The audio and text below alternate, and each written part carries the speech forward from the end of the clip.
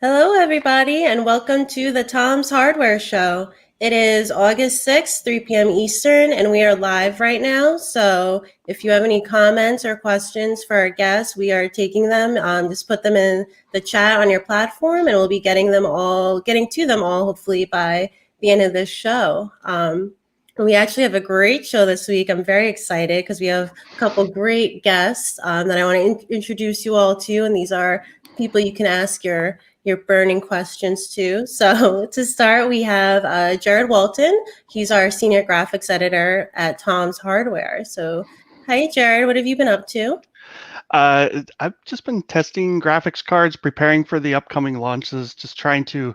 I actually wasted, I would say spent, but I wasted a lot of time this past week trying to benchmark Doom Eternal, and everything seemed to be going okay. And then I had some odd results, and so I went back and started checking some other cards, and all of a sudden, like in between runs, like if you ran everything, the numbers were consistent. But if I rebooted the computer or restarted the game, it was like, oh, the numbers just changed by like 5%. What happened? So I finally just said, nope, it's not consistent enough, and I just dumped it all. So I'm still looking for a couple new games to replace some of the old stuff in my benchmark suite before Ampere and Big Navi land.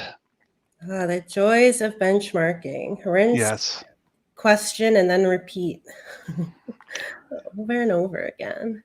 Cool. So we also have another guest, obviously. I'm very excited. She is a streaming extraordinaire, if I do say so myself. Miss ZombaeKillz, how are you? I'm pretty chill. I'm hanging out, kind of relaxing. It's been a pretty chill day, so I'm not doing anything nearly as exciting as benchmarking. Definitely not that kind of riveting content, but yeah, just hanging out, waiting for the weekend to hit. I think like the rest of the people, so I can play some Fall Guys. I think like the rest of the planet right now, because we're all hyped on that game currently. I've been wanting to ask you something for a while. Zombie, is that like a cool way to say zombie, or is that like bay, like that's my bay? Like both. Like Both. I'm like your zombie bay. I'm like your zombie bay. So my name used to be ZombaeKillz 601 because I was like a girl who liked to kill zombies, and like I love Walking Dead, and all the games like that I really was deep into the lore of had to do with zombies. But I realized when I was going and I was talking to people in streams, everyone pretty much started calling me Zombie. They were like, Zombie, Zombie. So I rebranded last year with ZombaeKillz, and it stuck so much better. I don't have a cool nickname. Jared's a cool name. Sometimes it almost sounds like Sharon when we're in group talk. So there's something for you. And my mom spelled it with an extra R so that it says jarred. Yeah, it's a little flavor. That's right. It's a little sprinkle of flavor. Extra R means you're different. It's because my mom's maiden name spelled backwards is Dare. So there you go. Oh, look at, I'm learning so much today, and we just started. I have a brother whose name is Derek, but it's Derr as well. So Nice. my mom was big into the double consonants. Well, you see how my name's spelled. We know I like spelling names wrong. So I think we actually have a question. I'm into it. I think this was for Zombie. I think they were asked. I don't want to put it up because it's a racy username, but I think they wanted to know if you're on PS5 or I'm sorry, PlayStation or Xbox. I'm on both. I'm on literally every single system that exists at this point. As I couldn't be a streamer extraordinaire and only play on one console, or I predominantly play on PC, but I do play on the PlayStation. I do play on Xbox. I do play on the Wii. I play on the Nintendo Switch. I mean, I pretty much am on everything. Which console are you looking forward to most out of the PlayStation 5 and the Xbox Series X? Xbox Series X, only because I'm a predominantly Xbox user at this point. And I like the fact of how they're doing the xCloud stuff and how we're going to be able to have all these games virtually and play the games anywhere, etc. Am I excited about the potential price point of such a system? No, I am not. Will I probably use it as much as I use my PC currently? No, Probably not. Will it be fancy and have a lot of dust and I'll occasionally boot it up to play Fortnite or Ark with my friends? Absolutely. Like, it's where I'm at with it. I buy these things because I'm used to buying these things, and I think that's what they count on. Like, I've moved so far away from console gaming since I've gotten my PC. But like, what kind of PC are you running? I am running a very interesting PC. I am running the MSI GE63 Raider with all the little so you're just fancy... using a laptop. Yeah, I'm just using a laptop. I have no desktop build yet. I went in blind, Jared. I thought to myself, we got to fix that desktop thing. I mean, here's what I did. I said, I'm a girl who likes to play consoles. Like, I just wanted the PC for streaming, and I wanted to know if it could play Ark. Because Ark is like my top tier game. I need to know if the PC can run, right? Like, that's my game. So I saw Sharon, I think you did a review of one of the families of this fancy laptop that I have that like lights up all pretty. Yes, ma'am. Yes. So you did the review. I read that, and like I agree with everything you said. Like, this thing gets smoking hot after I play my game for like 30 minutes.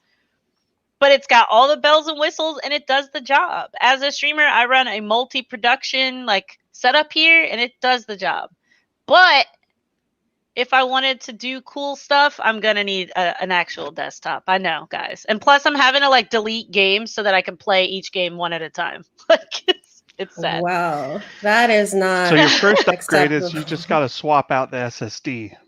Yeah, let's help her out, Jared. Yeah, I need help, Jared. I need help. I'm gonna be real. Can I just be honest? Always. Okay. This is Tom's Hardware. Honesty is our policy, of course. Listen, Tom's Hardware, I don't know anything about computers. Okay? Nothing. Everything I have learned by hook or by crook or through a YouTube video. I don't know what I need. I just know that I don't have enough space to play my games right now. I've got Ark, and I have to undownload Ark if I want to play any other game. All right, Jared, how big is Ark?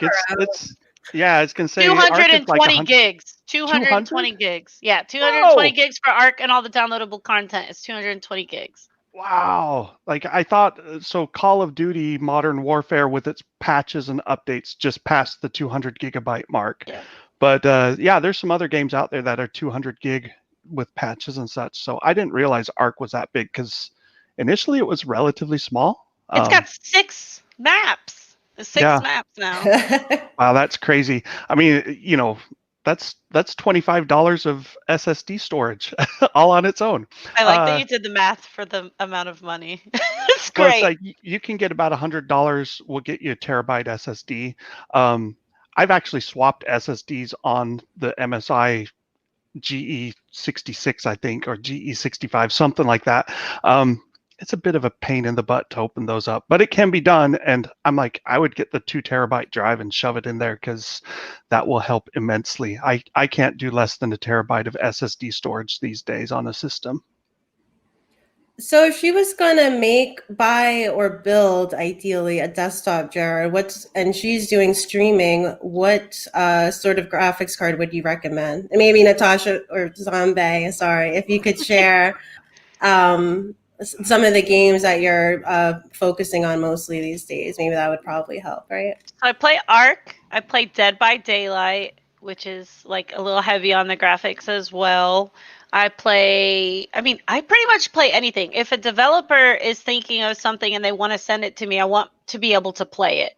So whenever a company comes to me and they're like, hey, we want you to play Ghost of Tsushima, or hey, we want you to play Death Stranding, or hey, we want you to play Minecraft Dungeons with the new ray tracing, I want to be able to do it. And right now I feel like I'm limited by the fact that I have a laptop, if that makes sense. Like, I feel I got this because I felt like it was a good, it was not cheap. It was a good laptop for the price. But now I'm like, man, I should have got a desktop. Yeah, the bottom line with laptops versus desktops is laptops are all about portability. And for the same performance, you'll pay usually at least twice as much for a laptop, right? So it's like, well, if you buy a $2,000 laptop, it's going to be fast, but it will only match a $1,000 desktop.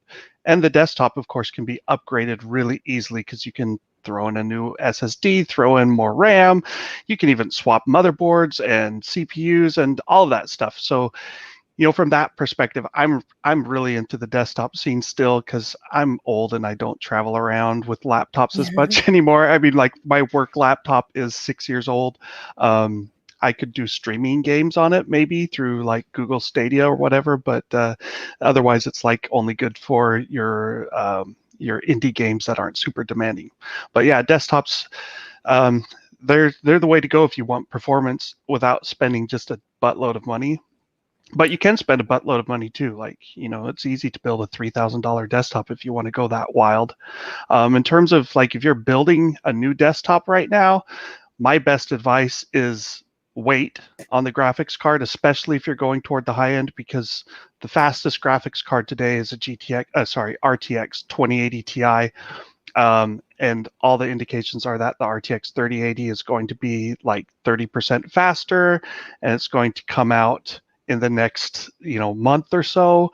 And we don't know what the price will be, but the 3080 will probably cost under 1,000 or at least close to 1,000, which would be less than the 2080 Ti. So it's going to be faster and cheaper and better. So like on the graphics card, you should wait. And you can also wait until October is when we expect to see AMD's next generation GPUs arrive. And so either of those, I'm like, if you're looking at making a big GPU purchase, big desktop gaming system purchase, wait on the graphics card until the new stuff launches. So we have a suggestion from Prime Gaming. They say RTX, I'm guessing 20i minimum and 16 gigs of RAM. What do you think about that, Jared? Yeah, I mean, you can totally play on a 2080 with 16 gigabytes of RAM. A 2070 Super, actually, I would say is your better bet than a 2080 because the 2080 is like the earlier model and has kind of been discontinued. In fact, all of the 20 series GPUs rumors are they're no longer in production, which makes sense because NVIDIA is preparing for their next generation GPUs to launch. Again, like all the rumors say September. That seems to be like pretty clear that it's happening then. Supplies of the previous generation are drying up and prices are starting to go up because they're preparing for the new stuff. So yeah, 2080 will run everything at 1440p, most stuff at 4K even, as long as you're not going for maxed out quality. And if you're streaming, you don't need to play at 4K. So, do 1080p and you can run any game on a 2070 Super. Yes, that answers our question from Fake Up, which asks what resolution she should be playing at. So, see, my resolution, I play at 1080. Like, I think that's what I'm playing at now. That's what I'm streaming at as well. I'm streaming at 1080 because, I mean, most streaming, you can stream in 4K to Twitch. It's not going to look like 4K on Twitch. Yeah, because Twitch compresses the heck out of it. And so you're like, well, why am I even bothering with all that extra stuff and getting lower performance to boot? Yeah. So, like I said, we're taking your questions, we're taking your comments, and I hear you guys. You guys are screaming about wanting to get into PS5 and the potential for DLSS and all of that. So I'm going to give you guys what you want, and we're just going to get into it. Jared, you're a graphics expert. Can you give us a rundown on what the news is, what we're expecting, and why this is even a topic? So there was a patent filed by Sony this past, well, I don't even know exactly how far back it was filed. I'd have to go and look it up. But the concept basically sounds like they're doing machine learning assisted image quality improvements, which is pretty much what DLSS is. And DLSS stands for deep learning super sampling. But what that means is it varies actually, because the first version of DLSS did one thing. DLSS 2.0 optimized some stuff, changed some stuff. So like DLSS 1.0 was an algorithm that had to be implemented specifically and trained specifically for each game, which took a lot of computational power, even with NVIDIA's Selene supercomputers doing stuff, which is not what they were using last year. But DLSS 2.0 was a optimized version that now is like generic. It can be applied to any game. It doesn't need to be trained as much on a game by game basis, and performance improved, the options improved, and it actually looks better in my experience overall. So like Minecraft RTX Control, what is it? Mech Warrior 5 Mercenaries, I think. What else had it? The new Death Stranding had DLSS 2.0. So you've had several games now that have implemented it. And when I play with and without, I'm like, I have to look really carefully to even tell whether DLSS is on or I'm running native. And part of the irony of DLSS is like it looks better than temporal anti-aliasing because temporal anti-aliasing kind of looks bad. Like I've seen different versions of it, but a lot of them are very blurry, and so DLSS kind of does their own machine learning trained image enhancement that looks better than your generic TAA algorithm. So what's Sony doing? Well, Sony has been doing upscaling with PlayStation 4 for ages, right? So they're just going to most likely take a machine learning algorithm that's been trained on a supercomputer, and then the training takes a lot of computational power, but the actual inference, the implementation of that trained network is much easier, much lighter.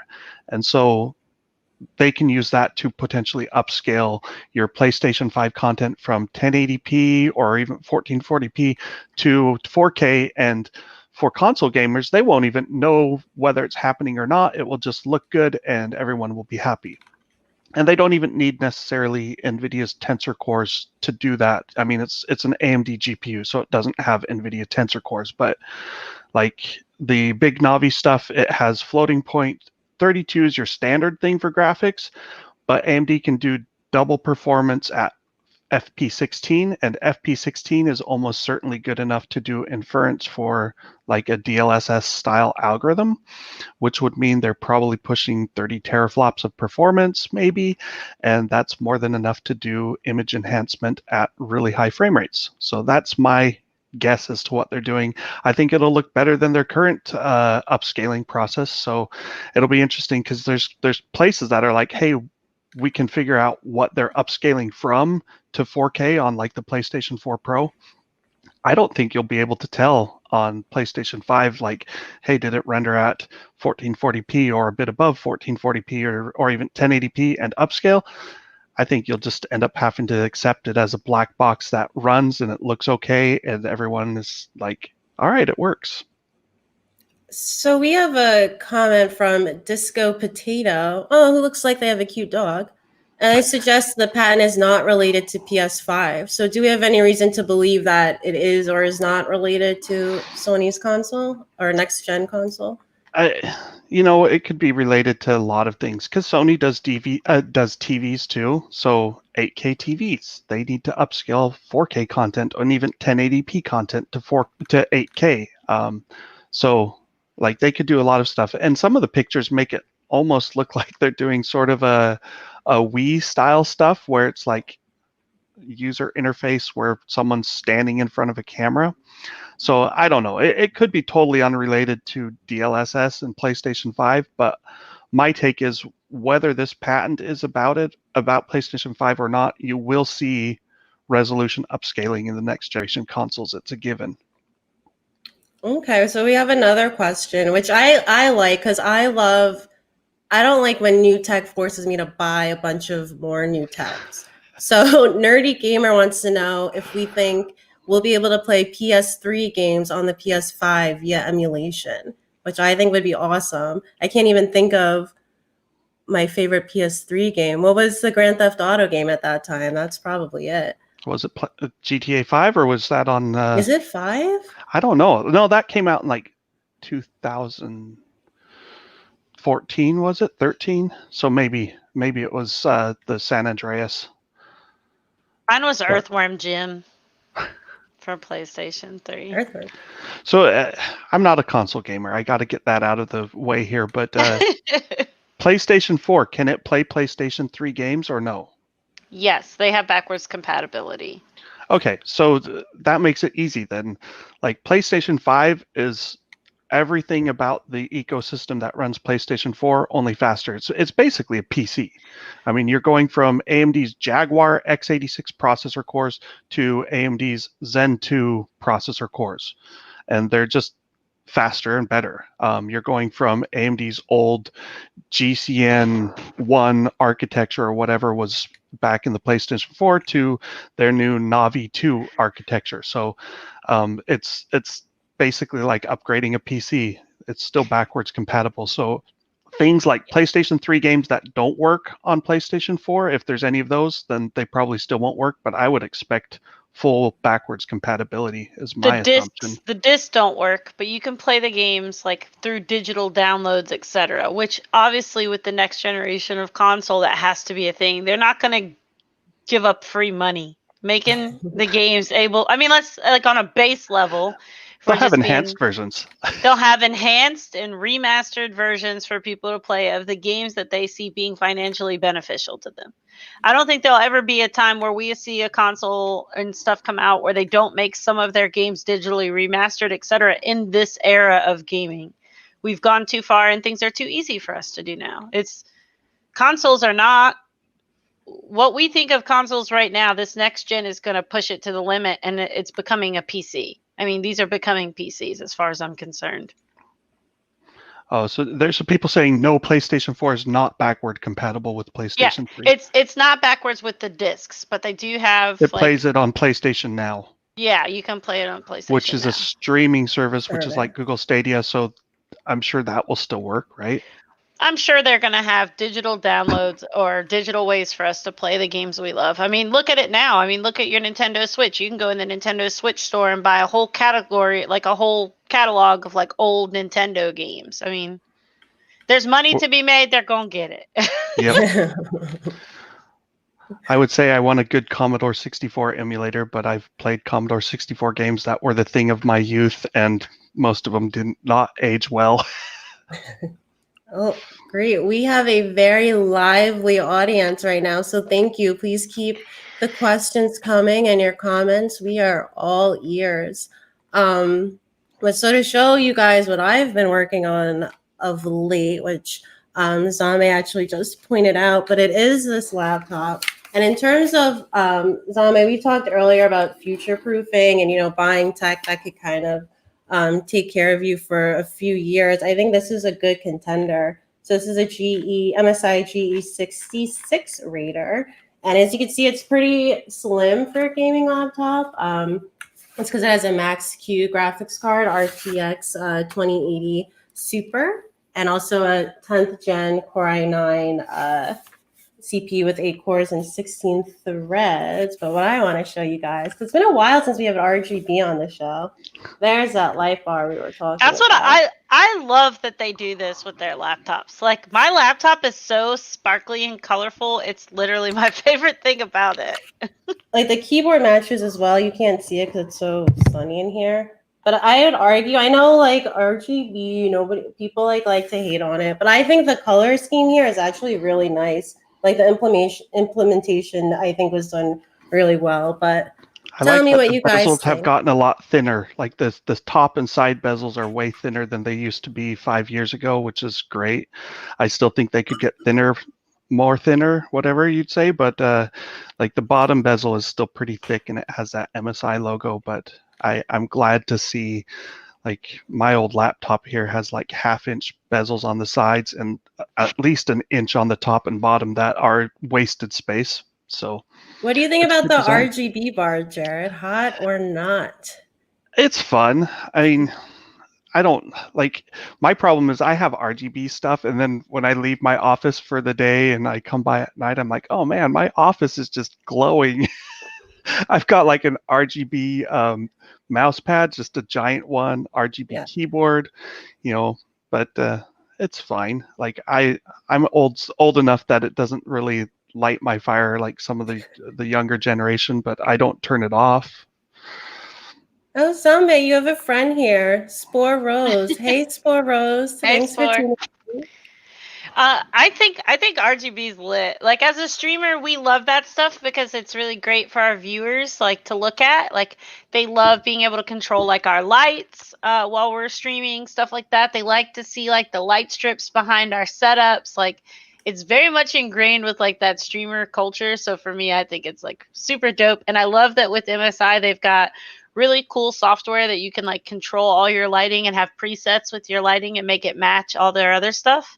So like I've messed around and I have mine like my specific colors that I like. And I synced up my old SteelSeries headset, which I'm not wearing anymore because I have like a new fancy headset from Logitech. But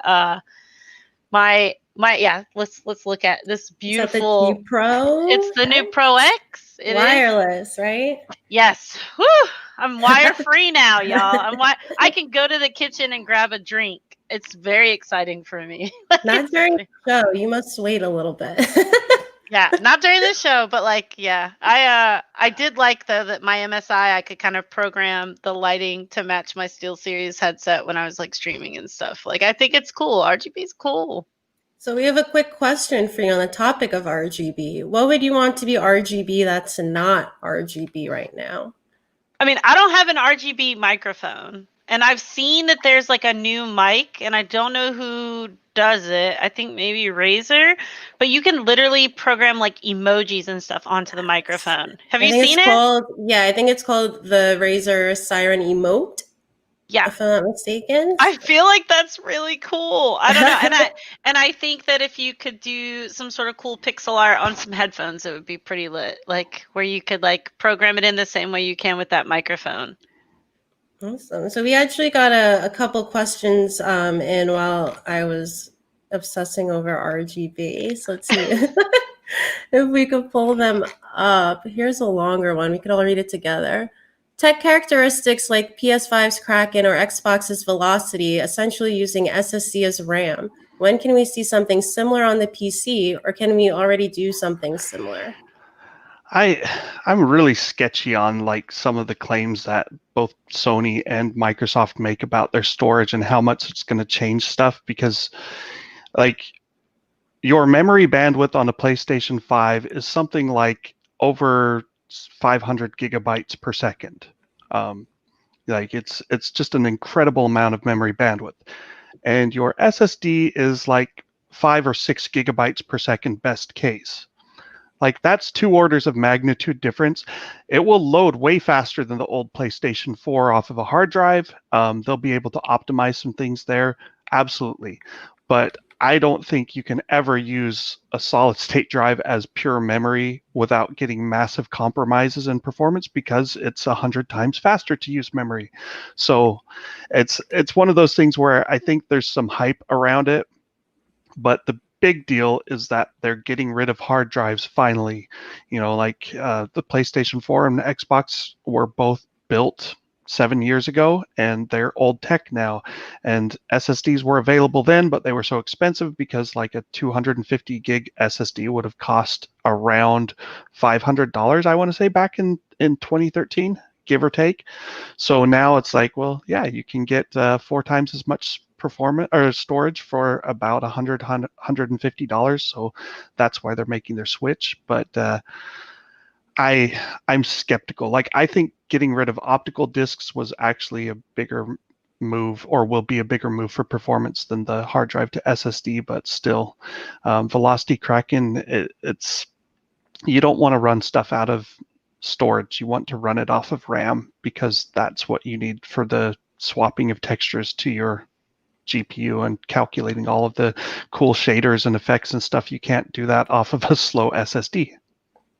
And ZombaeKillz will be getting an SSD one of these days. I hope. One of these days. I know it's coming. I just, my bank account's not looking forward to like trying to build a PC. Go subscribe to her channel and throw her some cash. She needs an upgrade. Everybody, yeah, guys. Please go donate to my Get a PC fund. I've loved having a laptop. I do like the portability. Like, I'm a mom. So like I have 3 little kids. So like if I want to pick up and I want to like go do something with the laptop, or I'm working on stuff, I love that I can do that. So, and I will say this MSI has been fantastic to me. And I know that other people may not love it, but like MSI has been the laptop's been pretty dope. I didn't get a bad laptop for like what I'm using it for. Definitely has given me 0 problems beyond getting a little toasty. It's a little toasty. It's a little Just toasty. a I little like toast. MSI's GE series. Their Raider series, I think, has been good. Their older GT series, I wasn't as big of a fan of. Those were kind of massive. They improved over time. Their GS, I feel like the GS series went too much after the thin and ultra portable like type of thing and ended up compromising stuff. I think their GE struck that balance of price and Middle ground. performance and quality. We have a question from a NoobTube Gaming that I'm going to throw at Miss Bay, Miss Zombie. See if you want to handle this one. Do you have any thoughts on the exclusivity discussion or controversy, whatever you want to call it, that Sony's making right now, as per specifically the Avengers game? So I believe, what is it? Spider-Man? Spider-Man, yeah. Only Spider-Man. PlayStation gets Spider-Man. Well, I At figured Sony that was going to owns- happen. Yeah, Sony Like- owns Spider-Man in movies because they bought the rights from Marvel. Mhm.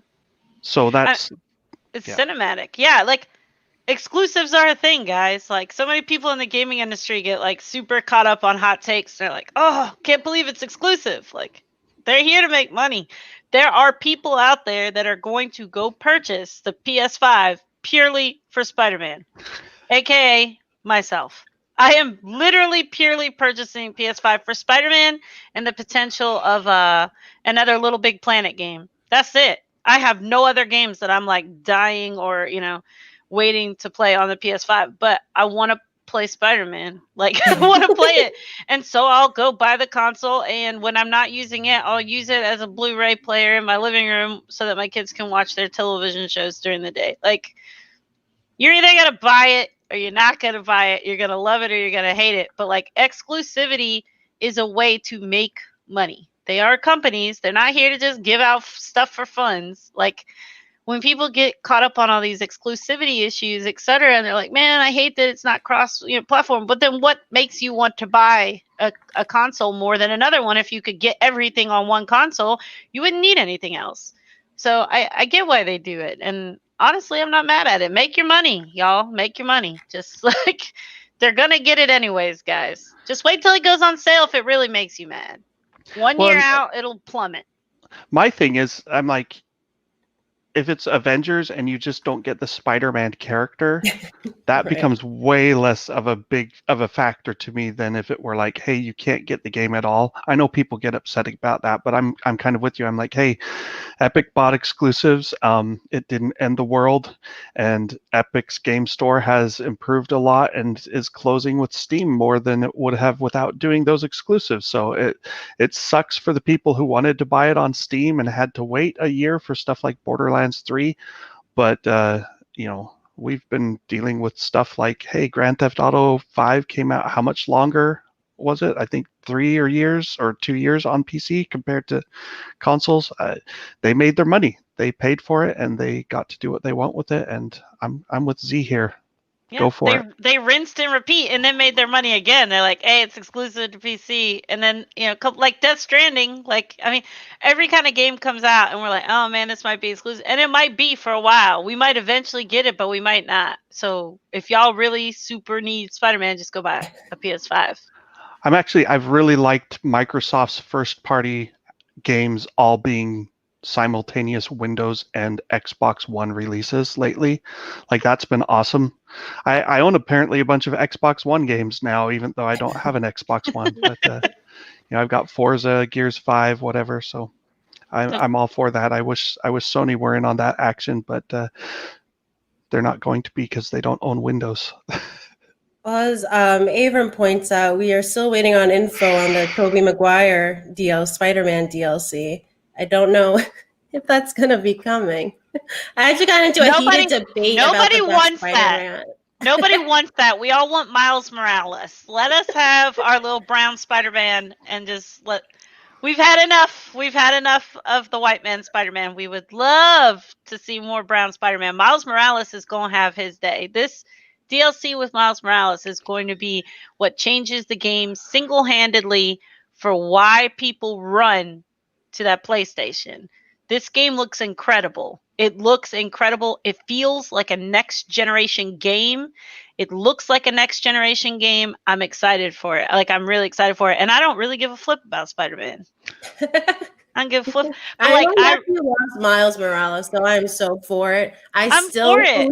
believe for Grace should have been a Spider-Man instead of a Venom, but that is a Topher question. Grace is adorable. He is adorable.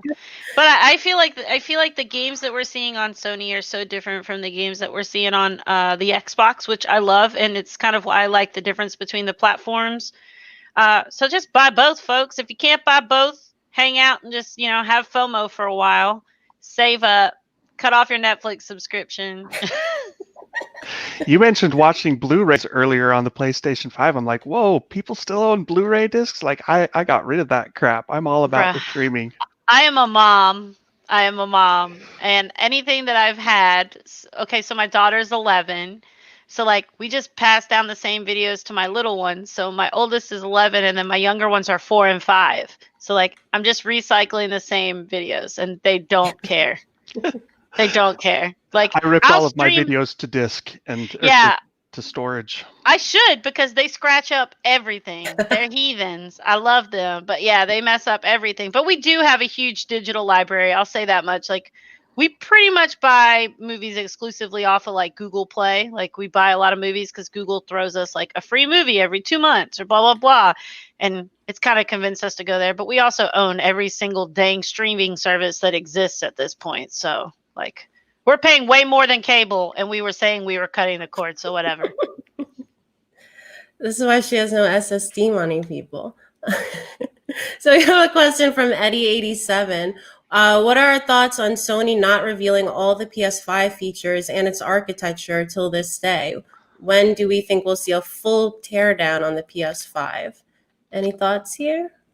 I think you'll see it at launch or right before launch. I do too. Like, part of it is AMD, right? They don't want to spill all the beans on Navi 2X before the cards are actually out. That's the big question, is like, what will Navi 2X actually do compared to Navi 1X? That's their future RX 6000 series compared to their current RX 5000. We know they'll have ray tracing hardware, but we don't have any idea how fast that ray tracing hardware will be.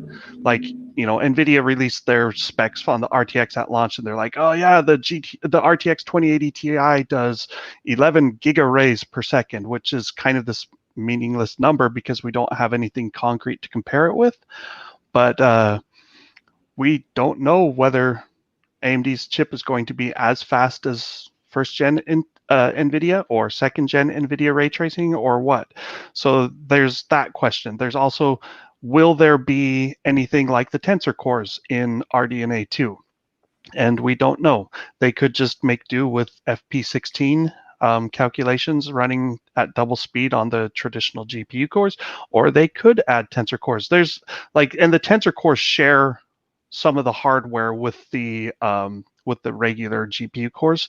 At least that's my understanding. Like, NVIDIA never goes into clear details on with the chip and says, hey, here's where the tensor cores are and here's where the CUDA cores are and stuff. They give you this block diagram, and it's more abstract than that. But I think there's some shared resources. So I don't think you need tensor cores in the consoles, but they might put them in anyway. Because you never know what game devs might be doing. They might be able to use them to do some cool artificial intelligence with games. Machine learning games seems like a little bit of a stretch to me.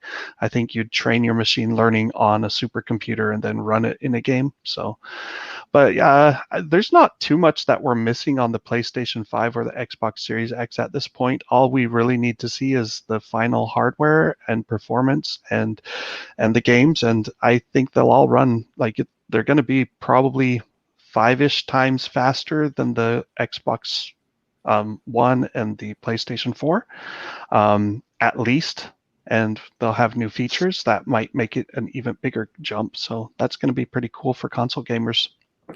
What do you think, Zombie? Are you surprised that we don't know as much, everything there is to know yet about the PS5? If we knew everything, there wouldn't be so much hype behind it, and they wouldn't get so much money. Guys, money. Marketing. I know it's wild to think, But like, it's like, what do they say with women when we're going on dates? Like, why would someone buy the cow if they get the milk for free? Same with the Sony PlayStation right now. They're not gonna give us all the milk for free, y'all. They want us to pay the $600 price point this sucker is probably gonna be. And we're not going to know all the cool stuff because they don't want to give their competitors. They're not tilting a hand. I wouldn't tilt my hand either. Like, the longer they make us wait for it, the more people are accepting the fact that they're going to spend the money on this sucker. I was in denial I was going to purchase it for a long time, but now here we are. I know that it's going to happen. I know the PlayStation is going to be like a later purchase. I'm not going to buy it right out the gate. I'm buying the Xbox right out the dang gate. I know I am. I'll be there. I won't be in person fighting, like, because of the pandemic, but I will be online with my fingers ordering that sucker as soon as I can, And either console is probably going to cost less than an RTX 3080, so, that's great.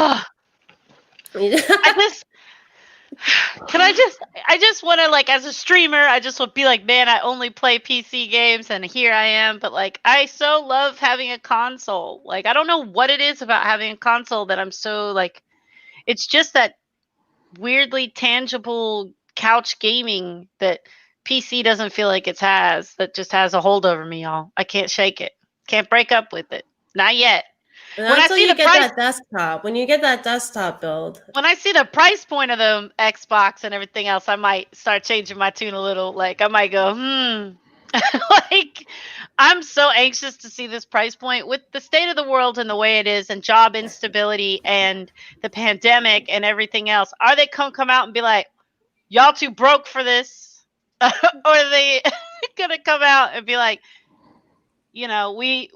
we thought about this before we did it. I think that's another reason we're not seeing everything, Jared, is because they know people fitting to flip a table over the price points. Like, yeah, I mean, when you look at the hardware going into them, just like the CPU and the graphics chip, and then they have to provide power for it and all that other stuff, I'm like, man, it's going to be interesting to see how the pricing comes out, because I could see, I mean, like, you look at the VR headsets and such, and those launched at insane price points. I'm like, well, I could see these next generation consoles being in that $600 to $800 range initially, and people would still probably buy it like less than if they had a lower price. But the flip side is consoles have that exclusivity that they pay for, and it's like, I don't know how much Sony and Microsoft make on each game sold for their platforms, but they get a percentage. It's like Steam gets up to 30% of each game sold on Steam. Well,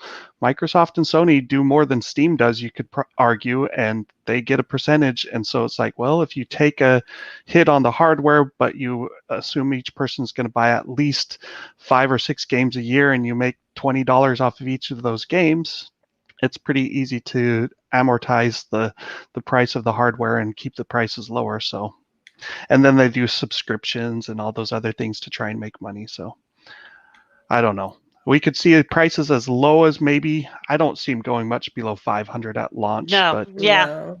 I see. But I'm looking at 600. Like, I see you. 600. I see you. I'm waiting for you. Yeah. In a not COVID-19 situation, I could have seen him going for 750. But with COVID-19, I think 600 will probably be your cap. And then they'll just hit you on accessories because you need to buy a second controller, and you need to buy. Because now we got to buy the new controllers, as they're telling us. And when I flipped out over that, y'all. That was the one thing that was like, y'all are some real jerks. Like, do you know how many Xbox controllers I've gone through as a gamer? I go through Xbox controllers probably one every like 7 months. I need a new controller. So all I'm saying is, you gonna tell me I can't use my plethora of trash controllers that I have around my house? I gotta go buy new controllers. I'm upset. And they're $50 a piece. That's this generation controllers. What are these controllers gonna cost? Like, that's a lot. I don't know. They make their money. They take their pound of flesh somehow. Yeah, they do. So we have a couple quick questions. One is from, you all have such cute profile photos. Keep it coming with the animals. Yes. Ruru wants to know. What is that?